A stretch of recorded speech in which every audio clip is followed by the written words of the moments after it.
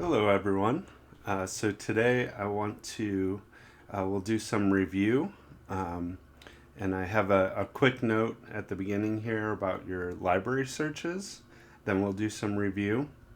Then we're going to look at outlines, begin to talk about thesis, and talk about MLA citation as well.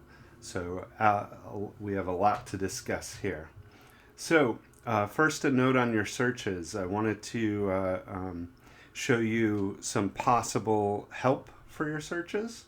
So, first of all, the librarian suggested that we talk about Ask a Librarian, and that's a great way to, you can submit questions, see if somebody else has answered it. If not, you can ask the librarian questions, right? And you can also see back on that homepage, chat with a librarian. And so you can, there's multiple ways that you can contact the librarian through this site. So if you're stuck, please reach out to them. They know what they're doing. They can save you a lot of time on your searches. Okay. Then another quick note on your searches, I just want to remind you that when you search in the library databases here, that you pick the choice all resources. Don't pick course reserve, don't pick library catalog, but that you pick all resources. I think that's something that could cause you to get stuck. So make sure you're hitting on that all resources. Okay. Okay, now some quick review, and then we're going to get into the topics we talked about. So we're going to, I think, very soon go over and make sure you understand all the requirements of the paper. You can always read ahead and get an idea. Don't forget, by this point, you should definitely be researching the American side of your paper as well. You need to get citations and quotes and all that about the American side of your compare and contrast paper, okay? So make sure you start doing that if you haven't. Also, don't forget, avoid history or historical topics. Keep it within about 10 years of the present. Assume your reader knows the history. And try to lean on all academic journals if you can. 75% of your paper needs to be from academic journals. That's a skill I'm measuring. Can you access and use academic sources? Okay. You can use two of those, could be other trustworthy sources, but then you've got to evaluate it and make sure it is trustworthy. Easiest route is to just go all academic journals. Then I'd like to just mention, reach out to people, reach out to me, reach out to the Writing Center, reach out to the librarian. This isn't an easy process. Learning college level research skills is something that takes time and energy. Don't over research. Make sure, aim for about 15 to 20 facts on your subject, 8 to 10 facts on your country, and 8 to 10 facts on the United States. You probably won't even use all of those, but that's a good base to choose from. And don't forget, be flexible. If you're just keep getting stuck, just adjust your country, adjust your topic a little bit. Be flexible. It's not worth a lot of stress. Try to find the easiest route for your paper. Don't forget, as you're researching, you should be narrowing. Earlier, it was okay to have something like the environment as your topic, but as you research, you need to narrow it down, like art education on a secondary level in US and Japan. That's more fitting of a short paper. Okay. Make sure the topics are reasonable. Okay. So the Thai military example, I'll let you remind yourself of that again. Okay. We're going to look at developing a thesis in a few moments here. And I'll just say, like, at this point, you should definitely be thinking about it. You need, for your outline that's due this week, a research question or tentative thesis. And so what you need to do is look at all of your similarities and differences in your data, right, in all your quotes, and begin asking questions. Is there something important, significant, or interesting in these similarities and differences, right? After doing significant research, make an assertive, declarative sentence that sums up your view. For example, the United States needs to adopt policies on environmental conservation closer to those that Malaysia has in place, because you can always adjust as you go, but I want you to start formulating that sentence now and make sure it's assertive. You're going to hear we're going to talk about logos, pathos, and ethos soon, and establishing your ethos, which is your authorial credibility, means you have to sound assertive and make a declarative statement. So it shouldn't be, I think the United States needs to. It should just be, the United States needs to, right? Or I believe, or in my opinion. Get rid of all those. That weakens your statement. That weakens your what's called ethos. Okay? So we'll talk more about that soon. So don't forget, if you're not using your all academic journals, you need to establish the trustworthiness of the source. And the most important part of that is evaluating professional affiliation. Make sure the person has a terminal degree in their field. If you don't know what the terminal degree is in their field, just Google it. What is the terminal degree in psychology or whatever it might be? Make sure that their degree is in the field they're writing about and that they have some experience in that field as well. So, as you're thinking about your research question or thesis, you could begin by asking yourself some questions. One way to start brainstorming on thesis is asking what, why, when, how, would, could, and should type questions, right? Phrasing them in that way is good for you to just start developing it. For instance, what is the main reason why most marriages are arranged in India? Could be a good what statement or a question. And that'd be a research question. Eventually you'll need to change it to an assertive, declarative sentence like we talked about. But for now, a what question like that could help. Why questions like, why are arranged marriages popular in India but not the US? That could help guide your research in a way that would be really helpful. When questions, you can read through that more in historical papers, but it can help you understand the context if you still need to do that. Where questions, like on this topic, where in India are love and marriages most popular, least popular in the US, etc. You can see how these questions would guide how you would research.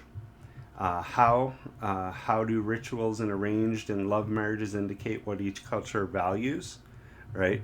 And so that would be a good lead towards a thesis sentence. These rituals show that Americans value this in marriage, while these rituals show that Indians value this, right? And so you can see how these questions can easily become assertive, declarative thesis statements. Would or could? Would arranged marriages be popular in the U.S. if they were more explained in education and popular culture? That's a little harder to get data on, but there may be similar topics that are would or could questions that you could get more data on. Should the government be involved in marriage? Might be a good leading research question. So at this point, when you turn in your outline, I want either a research question or a tentative thesis. Okay, need to start thinking of that more. So as I said, is there something important, significant, or interesting in the similarities and differences that you've collected thus far? And then you start making that assertive statement here. For example, a research question like, what is the impact of robotics in the classroom in Japan and the US, might lead to the following thesis. Compared to the United States, Japan is more dedicated to the development of robots that can be of assistance in the classroom. Many studies have shown that children welcome robots. They can improve educational outcomes and assist overworked teachers. This illustrates that the United States should embrace the Japanese perspective on robotic technology in the classroom in order to improve their struggling education system. So you could see how that question leads to that authoritative statement. Now, don't you notice it's assertive? There's no hedging, like in my opinion, or I believe, or I think, right? That it's making a claim in a strong, assertive manner. And it's based, you can tell, on their research, right? It's clear that this person has developed a strong understanding of their subject. And qualities of a strong thesis statement: it answers a question, is engaging, it can be challenged or opposed, thus also defended, and is supported by the paper, is neither too broad nor too vague.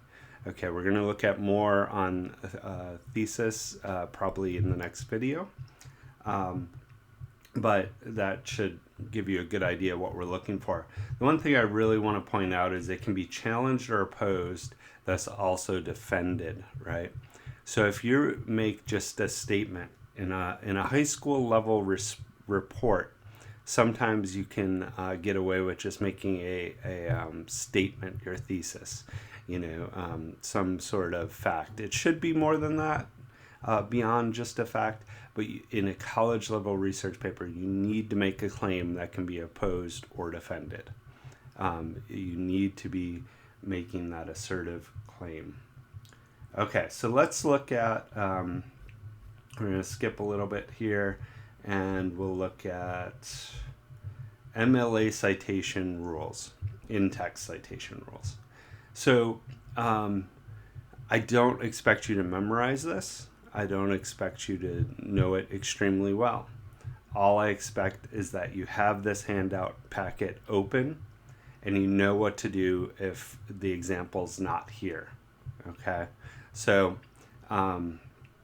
these are the most basic general rules. For almost all of you, these rules will cover what to do in text. And then I'll show you what to do if the rules are beyond this.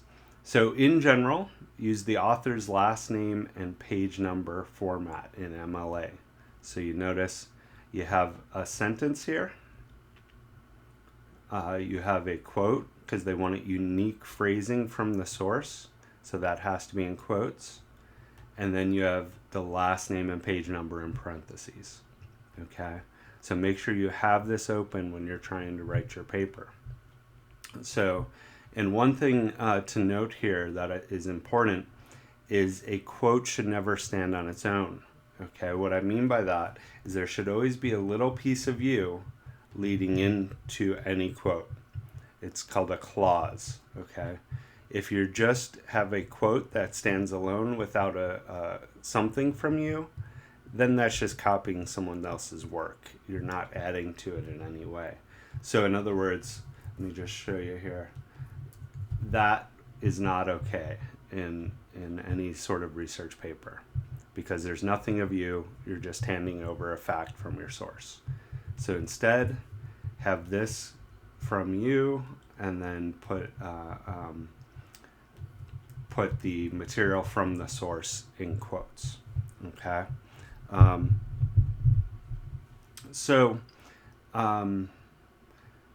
Then if you use the same source multiple times in the same paragraph without referencing another text in between, then you can just use a page number. So see here you have Dory's 7, and then in the next sentence they want to put another fact from that same source, and so they can just put the page number 8 in parentheses. Okay, but once again notice it's not just a quote, it has a clause before it. You need to keep that clause before any information you're presenting from your sources. Okay. Now we'll talk about paragraph format soon, but for now, I want you to just know how you're going to be citing as you start to write. So again, it's last name, page number in parentheses before the period. And if you use the same source twice in a paragraph without any source in between, you can just use the page number. Now remember, I mentioned this with paraphrasing, that you need to have a citation on every sentence that comes from a source. Okay, so notice I can't just eliminate this citation and put it at the end. Okay, you need to have a citation on every sentence that comes from a source. If you start to say, oh man, I've got 4 or 5 sentences in this paragraph that all need citations. Well, when we look at paragraph format next, you'll see that's a problem with paragraph format. That's why it looks weird. Okay, but we'll talk about that soon. Every line that comes from a source, whether paraphrased, summarized, or quoted, needs to have a citation.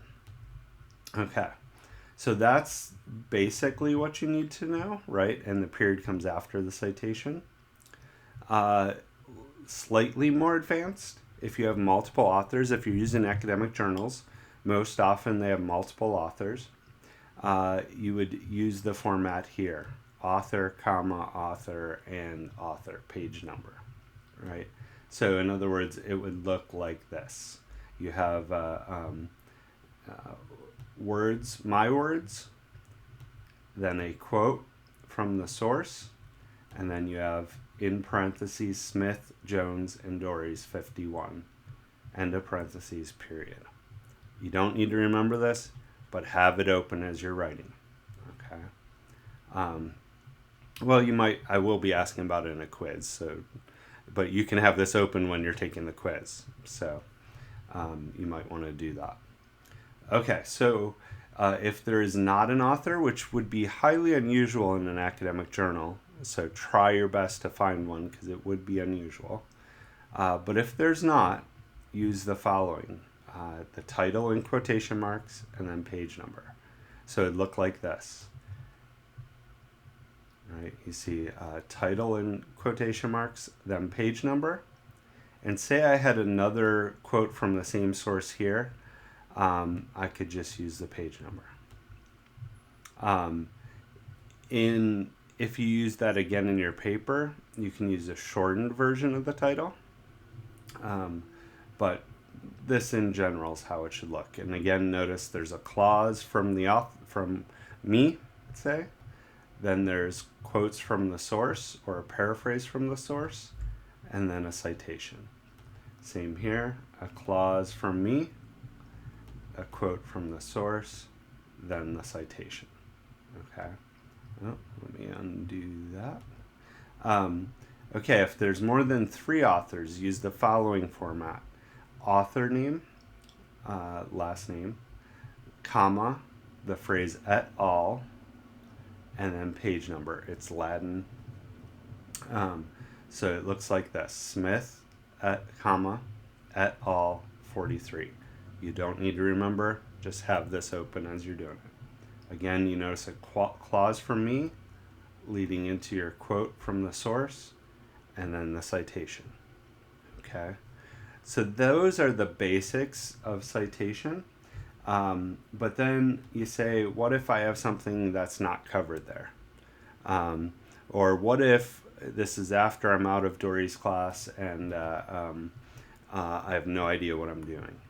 So at that point, I'm going to recommend there's an open source free resource from Purdue University that's just as good as almost any book I could have assigned. That's why I didn't assign a book, is between my handout packet, my other handouts, and between Purdue OWL, you should be covered. Okay, so if you're beyond my class and you need help, just search Purdue OWL, or if you can't remember OWL, put in Purdue Writing Center. But Purdue OWL into Google, and you can click on it, or you see right away MLA formatting guide. Okay, you could do that. And in our handout packet, I give you a little cheat sheet for how to what's on each page. Okay. So you could read through that. I'm not going to read through that now because of just time, but you can read through that if you want a cheat sheet for what's on the Purdue OWL webpage. What you want to do is get to the MLA formatting and style guide. Okay, we clicked right on it, but if you were to just go to Purdue OWL, you then would have to look for MLA guide, and then MLA style and formatting guide. Okay, that's what you're going to need. And you could see there was APA, Chicago, all of the other manuals, and then click on MLA formatting and style guide again. Okay. Now, I forgot to mention, there's a citation, there are many citation programs included in all different kinds of websites and in other kinds of programs. For this class, I don't use them, and there's one basic reason. I want you to learn how they're built, and then that way, if later on you choose to use a citation machine or EasyBib, you'll know how to do it correctly. Okay, because all of those citation builders are built by algorithms that are often incorrect or often have problems in their programming. And so I say if somebody uses them, say you've used them before and you just want to use it again, make sure you're looking at it compared to what we'll end up going over in class. Okay, because on average, if you just put your information into one of these programs, on average you'll get 6 out of 10 or 7 out of 10. It won't produce 10 out of 10 material. The algorithms just aren't good enough at this point. Okay, but we'll talk about your works cited and stuff in a week or two here. Okay, so it tells you the basics, right? You could read through the basics if you want. But often we want something specific. So say you're looking for how to do your works cited page, you could go here. Say you want in-text citation, you could, I lost it now. Up here, in-text citations, right? How to format your quotations, and so on. We're going to look at this a little bit more closely when we look at your works cited, because you can see they have a lot of good information here on how to do that. And basically, you could go to in-text citation for anything that I haven't gone over so far. Also, what I recommend, and I'll recommend this again when we go over the works cited, is look at their sample paper. It gives you a good idea of what it should look like, and there's little green boxes that tell you why they're doing certain things. Okay, so everything's here that you need beyond the basics. Okay, so the last thing I want to go over for today is your outline that's due. And it'll take me a minute to get there. Okay. So this is an outline I worked on with a student. And at this point, I don't expect you to be fully able to fill out every single question here. My expectation is that you could strongly fill out about half of it, and the other half you can make good educated guesses on. Okay, that can be changed as you're building your paper. But I want to see you starting to work on organization of your paper, so you do need to fill this out. Some people fill this out with, they'll take quotes from the sources and put it under each heading with a little bit from them. I think that's very helpful to you because it helps you organize the facts you have. But as long as I can see you made a clear effort that you have a good handle on about half of this information and you're starting to structure it, I'll give you most or all of the credit here. Okay, so paper topic. Secondary education in the U.S. and China. Okay. Research question. What explains the achievement gap between students in the U.S. and China at the secondary level? Chinese students are doing a lot better in these tests. And so this is what was going to guide the students' research. So what I ask is, it's a 5-page paper. In your 5-page paper, what I want you to do is break down your paper into 3 subject headings, okay, or subtopics. So break it into 3. Now, for this assignment, your outline here, you have to fill out all 3. It says optional here, but what that means is in your paper, it's optional if you use it, okay? If you fill this all out and then you go to write your paper and you don't need to use your 3rd subtopic, that's fine. But for today, for this outline, you need to fill out this 3rd one, okay? So they said the first thing that they think influences this gap between students in the 2 countries is testing. And so they said, what's similar between testing there? Both countries have tests that are administered by the government. Most classes at the secondary level are geared to help students achieve high test results. Okay, so that's similar in both places. And I'd have to show evidence of that. So what's different in testing? In China, tutoring services help with tutoring in certain ways, but in the US, it's in different ways. And so the person found differences in tutoring from country to country. In China, often students will be tutored and go to school 20 hours a day or 18 hours a day, and will get very little sleep because there's so much pressure on testing. And so they talked about tutoring. Matter of fact, there was the government had to ban some of the tutoring centers from being open 24 hours because so many students were getting sick and some dying or committing suicide from studying too much. While scores show this, the reality is often this. What this student found was that while China did a lot better in scores, because they have extreme poverty, a lot of the people in extreme poverty weren't being counted in their statistics. And so that they found a problem in that comparison or that contrast. Their second subtopic is achievement gap between wealthy and poor students. They said both in the US and in China, there's an achievement gap, right? And so they talked about they compared wealthy in both countries, who are very similar. If you're wealthy in China or the US, you have access to the best education in the world in both places. Students who are poor, if you're poor in both places, you don't have access. And so they were comparing that. In their contrast, what they found was, even though both countries have achievement gaps, because of extreme poverty, there's a much larger gap in China.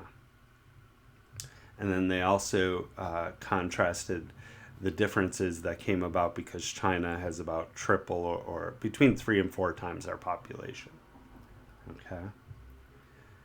For the third subtopic here, remember again, it's optional if you use this in your paper. It's not optional for this assignment. Okay. So keep that in mind. Their third one is how personal life impacts test scores.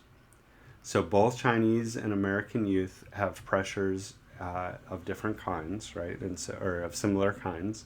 And so the author wrote about that. Then they talked about the divorce rate in both cultures, perhaps in affecting students in this way. Then they contrasted that the average American has a job, American college student has a job, or I'm sorry, high school student has a job for 20, 30 or more hours a week, while the average Chinese student does not. Because the American has more wealth, they have advantages, right? So again, you can see this person, some of it they were vague on, and some of it they were more specific on. That's what I want to see from you, is at least half of the answers being clear that you know what you're talking about, and the other half being very good educated guesses. Okay. I want to see a research question or tentative thesis, and I want to see your paper being broke down into 3 subtopics. Okay, for a 5-page paper, 3 is the most common. As I said, some of you that find a lot of evidence on the 2 subtopics might only end up using 2 in your paper, but that's more unusual. Okay, so I think that was all I wanted to cover today. Let me just check something here.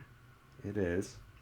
And when we come back together, we will talk about a little more on thesis. We'll begin talking about how to write your paper. Don't get ahead on the writing, because it's a very specific process. And so if you start writing, you're going to have to redo it. Okay. And so wait till we go over it together very soon. Okay. Thanks.